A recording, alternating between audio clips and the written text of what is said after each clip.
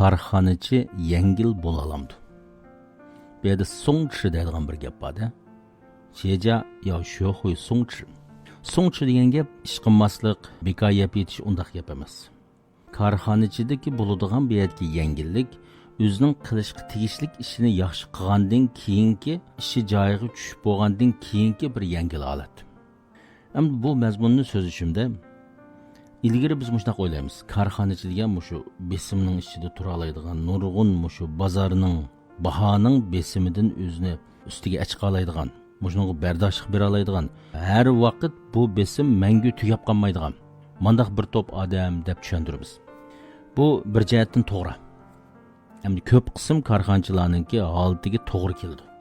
Yana bir jihatdan buni agar to'g'ri desak, yana bir qism oldin qatardagi qaltis korxonchilar undaqmi emas.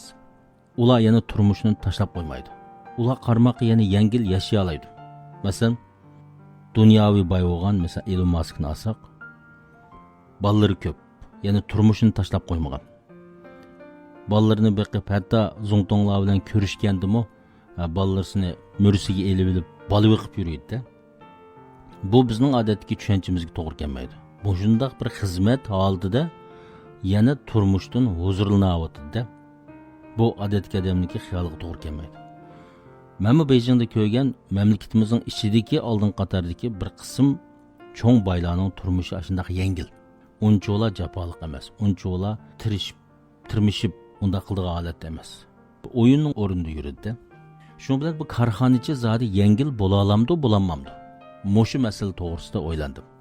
Albatta, hamma odam bo'la olishini atayin, lekin bu bir yo'nalish.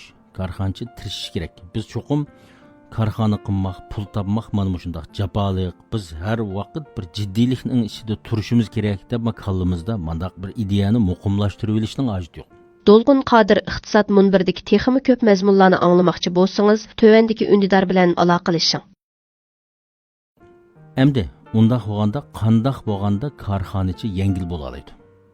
Birinchi cho'ng masala, rinji bilim bilan, tonish bilan dunyoni, vaziyatni to'g'ri faraz qilib, savdoning to'g'ri yo'nalishini tutish.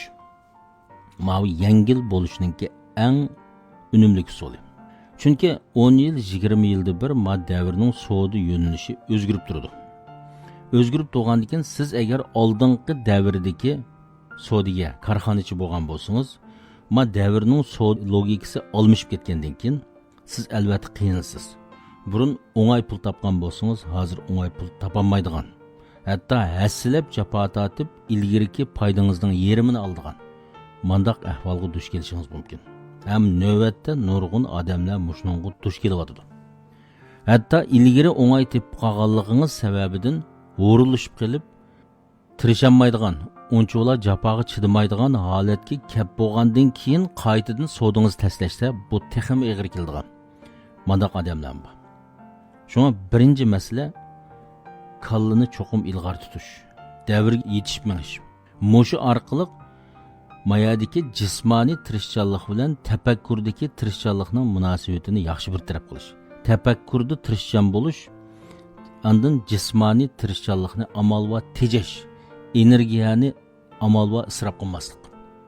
Mushundaq bo'lgan vaqtida odam bir jihatdan ham tirishib tura oladi, ham yana bir jihatdan yengil bo'la oladi.